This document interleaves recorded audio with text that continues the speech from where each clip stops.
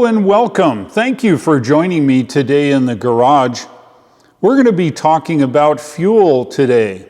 We will be talking about the internal combustion engine, also known as ICE, and we'll be talking about an electric vehicle, also known as EV.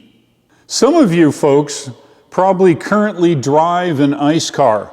I did. For years and years I drove an ICE car. And now I drive EVs.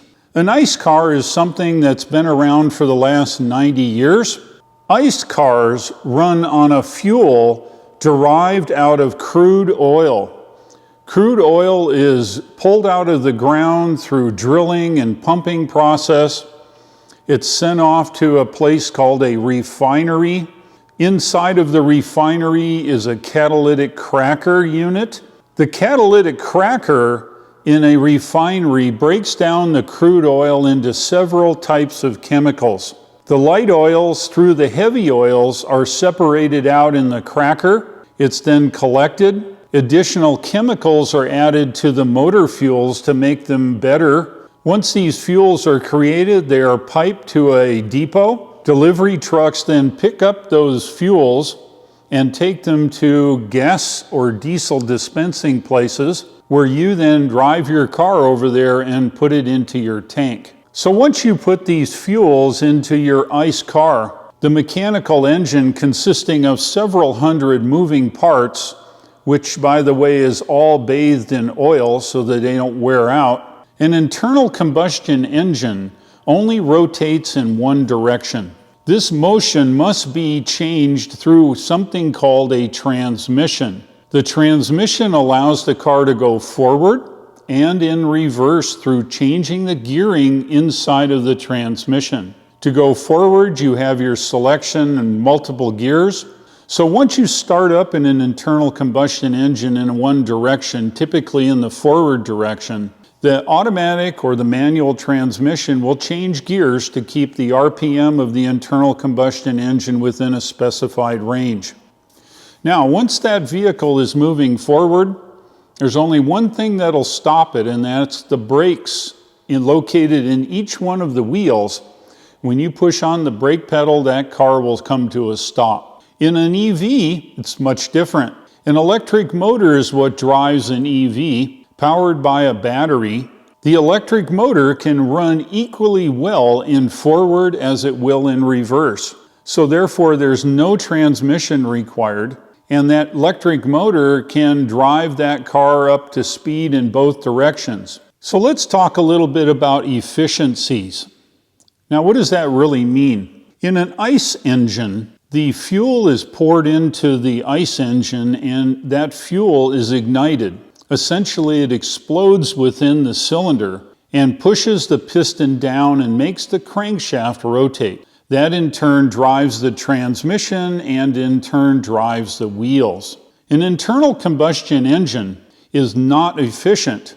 In fact, it is only between 17 and 20% efficient. Now, what does that actually mean to you? The efficiency of an engine is directly proportional to how much money you pay for the fuel to run that internal combustion engine. So let's say a gallon of fuel costs you $1. Not hardly, but let's just say it does. The internal combustion engine being only 17 to 20% efficient means that 80% or more is dissipated or given off in heat. Remember, you're pouring fuel into a mechanical device where you ignite that fuel and that fuel explodes, pushing the piston in a direction the car wants to go. 80 cents of that dollar goes off the car through the radiator in heat. That's why if you look on any front of an ICE car, you're going to see a gigantic radiator there. And that radiator needs to dissipate or give off that heat generated in the ICE engine. Mainly to cool the engine, otherwise that engine could melt down under the extreme heat of all that fuel burning in the cylinders. So when we're driving down the road, we've wasted 80 cents.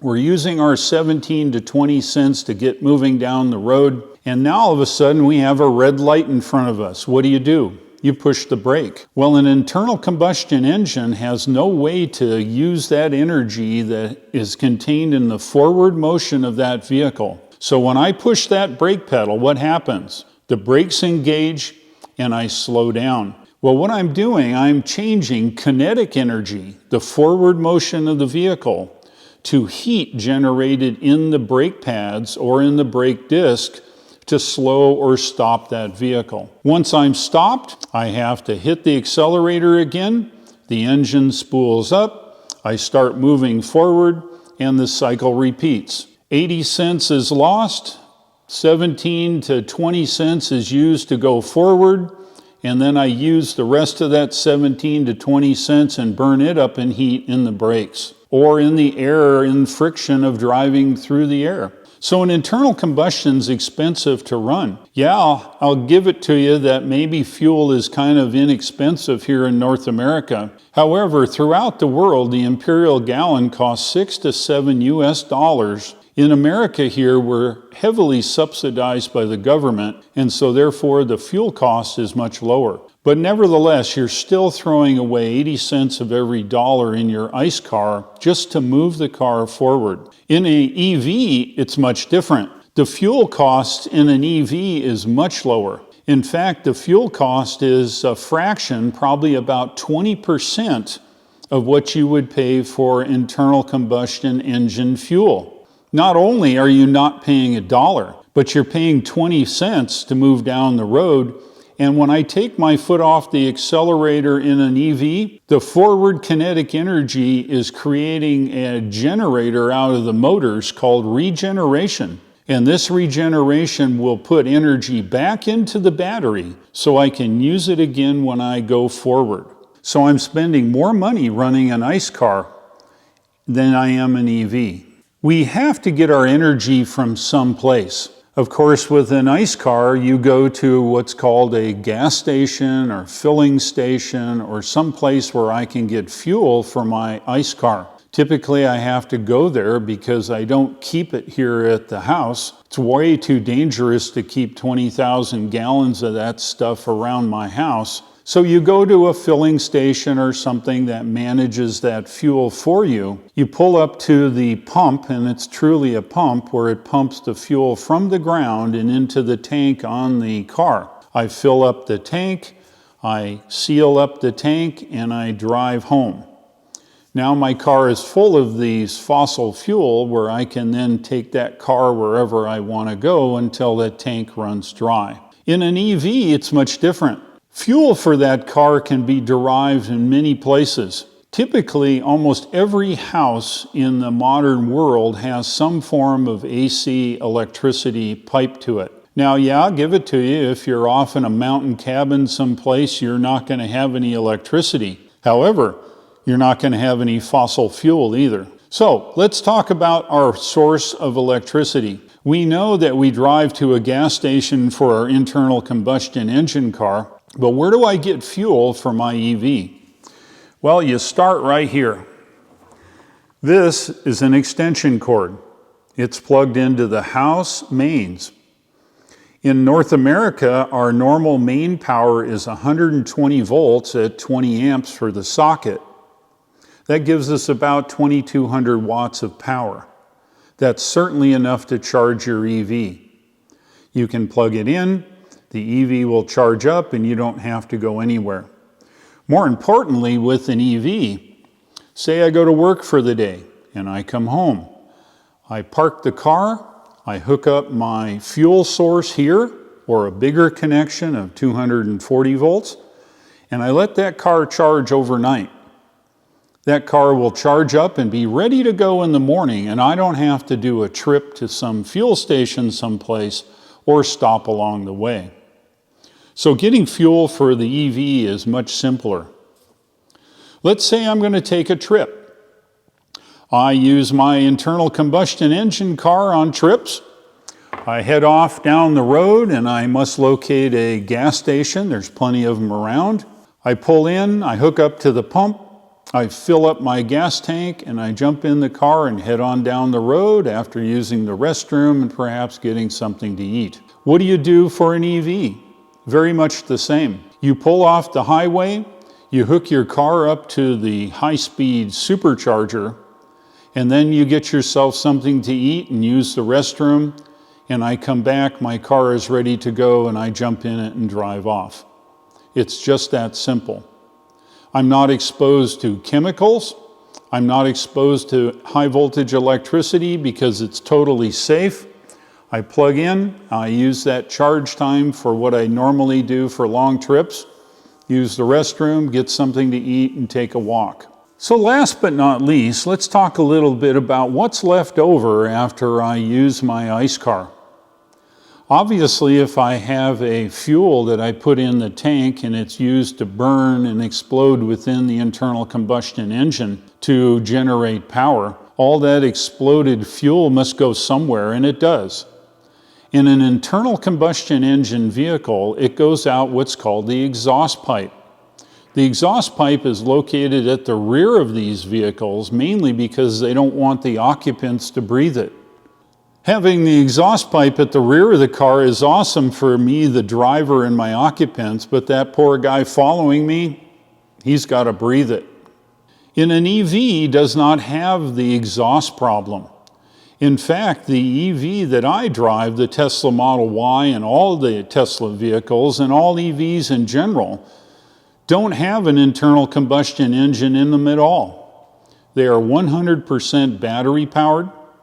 When you run an electric motor, you have zero emissions. In other words, for all this fuel through electricity that I put into an EV, there's absolutely nothing that comes out of that EV. The electric car has no emissions. You put this fuel into the electric car, it charges the battery, the car moves forward. It may dissipate a little bit of heat through losses in the vehicle, but there is absolutely no emissions in a battery electric car. The guy following you will certainly appreciate that. An EV, in fact, will recoup that energy, what we talked about earlier, when I slow down. So ICE cars have emissions. EVs do not have emissions. Let's talk a little bit about the source of our fuel. Crude oil is a primary ICE car fuel. After refining, it is burned in the car. Now, where do you find this crude oil? There is crude oil all over the world, and companies drill holes, suck it out, transport it to a refinery, and then dispense it in each one of the countries around the world. So when I go to the gas pump, I'm not really sure where that fuel came from. It came from someplace, and it's now here in my local gas station.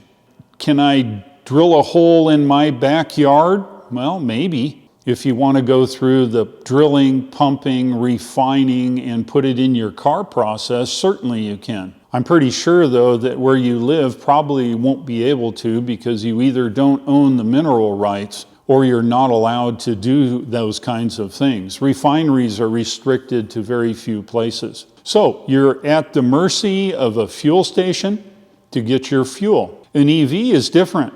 I can use the fuel that comes out of the AC mains that's already hooked to my house. I can charge my car with it. Where did that electricity come from? More and more we're seeing that it's coming from solar and wind power. However, a lot of that coal-fired plants are going bankrupt and dropping offline. So that brings up a really good question.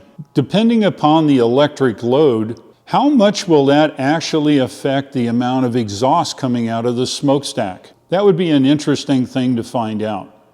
But I would venture to say that probably 98% of the day I'm not charging my car, and that power plant is still producing all of that exhaust out the smokestack. So while I may use some electricity from a coal-fired plant, there's also renewable energy on the grid, and I would bet I'm using a good percentage of that myself. Now, for my particular case, I have installed local solar panels here on the garage. I've got 20 20,000 watts of solar. Because of my electric load here in the garage with my EVs, I was allowed to install 20,000 watts of solar. Now that is an awful lot of power. A Model 3 or a Model Y may use 11 kilowatts, not kilowatt hours, but 11 kilowatts of that energy.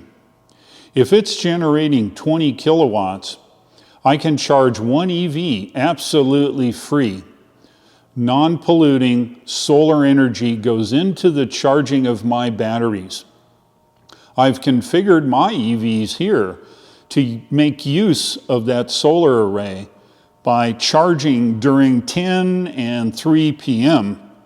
These cars don't take much if they're not completely empty.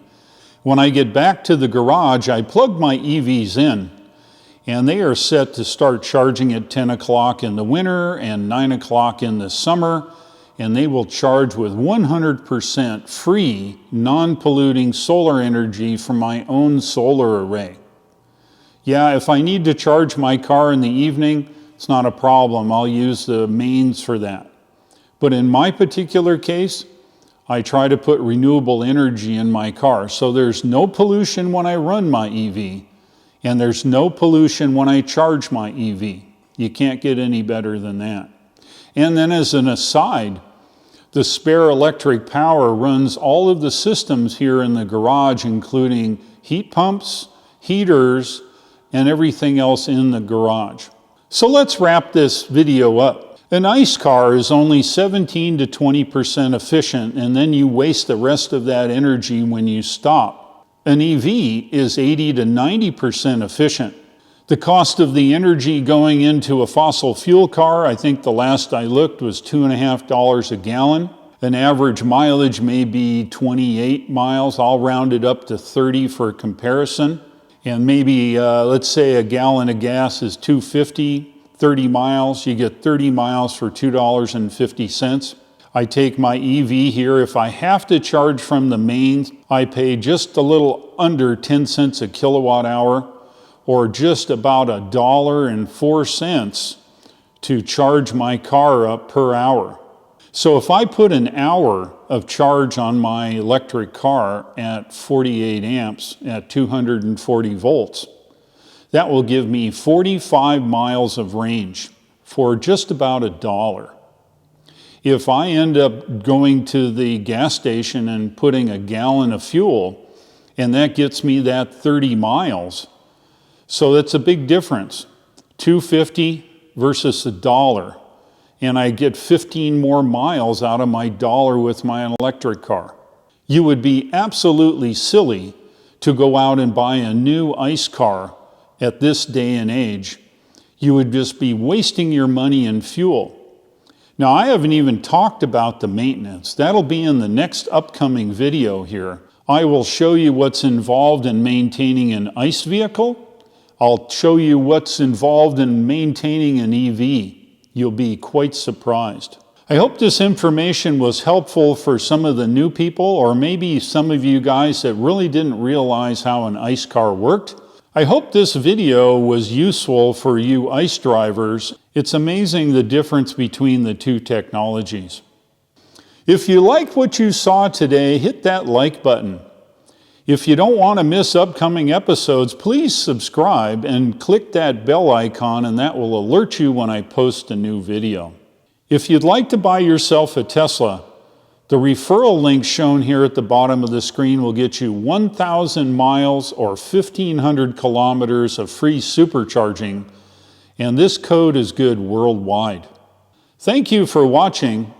I'll look for you again, and take care.